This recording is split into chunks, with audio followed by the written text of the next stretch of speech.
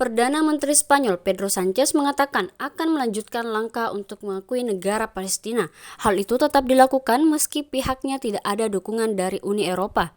Pedro lantas memberikan kritikan tajam pada pemimpin negara-negara Uni Eropa yang tidak mengambil langkah yang sama.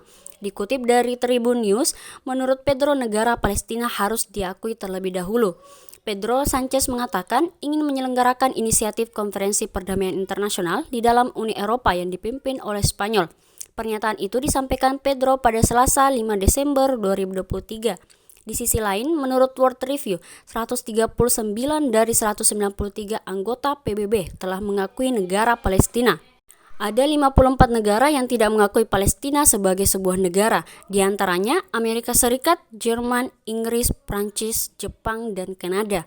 Jika Uni Eropa tetap diam atas pelanggaran hak asasi manusia yang dilakukan Israel ke Palestina, mereka akan menghadapi risiko isolasi di komunitas internasional.